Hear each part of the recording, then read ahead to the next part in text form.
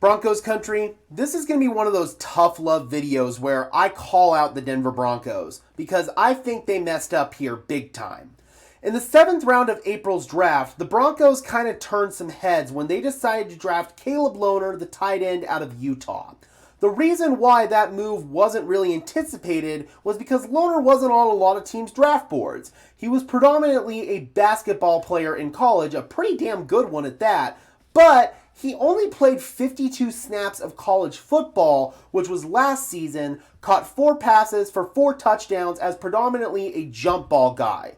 He's got the physical makeup of a true inline tight end, 6'7", 250 pounds, but he still has to learn the position. He's coming in behind the curve of even most rookies because he's still trying to learn how to play the position.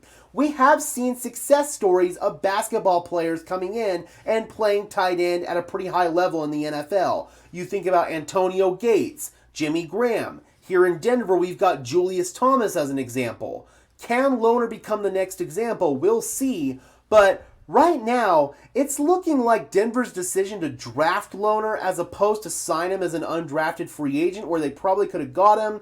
It's looking like that's a really bad move because there was a player who was available who was taken 4 picks later in Ja'Cory Krosky-Merritt, the running back out of Arizona who went to the Washington Commanders, who's really been turning heads. And if you guys have been following this channel for a while, you guys should know about Ja'Cory Krosky-Merritt from when I went down to Texas to the Shrine Bowl. He was one of my star standout players from the 2 practices that I attended, and in the actual game, he ended up being the MVP of the entire thing. He was incredible in that entire event. The 2 practices where I was down there, he showed everything. Burst, vision. He had that dog mentality, finished runs angry, lowered his shoulder to initiate contact, would lay the wood on defenders. He had contact balance, so he would be able to take contact as well as deliver it, and he demonstrated a high football IQ. I got to interview him alongside Cecil Lammy and Andrew Mason of 104.3 The Fan. That interview is still up on this channel, and Ja'Cory is a really good dude who would have been a valuable asset to this Denver Broncos team, and he was available for the taking when the Denver Broncos took Caleb Lohner. The reason why Ja'Cory Krosky-Merritt was drafted so late to begin with was because of some eligibility issues with the NCAA, where I think he got screwed. Essentially, there was a discrepancy regarding his jersey number being used by another player while he was redshirting at South Alabama or Alabama State, one of those schools, I can't remember which one, while redshirting as a freshman in 2019. I think that he got completely screwed there, and he ended up getting stripped of eligibility at Arizona last year and only got to play in 1 game. But in that 1 game, he looked awesome. Rushed for over 100 yards and had a touchdown. He played at the University of New Mexico in 2023, 1,190 yards and 17 touchdowns in that season at UNM. So Ja'Cory Krosky-Merritt definitely can play. Probably would have put together a strong season at Arizona and would have been drafted in the 3rd or the 4th round as opposed to the 7th round. The fact that he was available for the taking and Denver decided not to take him, I think that's a stupid move. And Caleb Lohner had an agreement, had he not been drafted by the Broncos, to go to the Indianapolis Colts as a UDFA. But you're telling me that the team with the richest owners in the NFL couldn't have outbid the Indianapolis Colts for a UDFA tight end? Come on.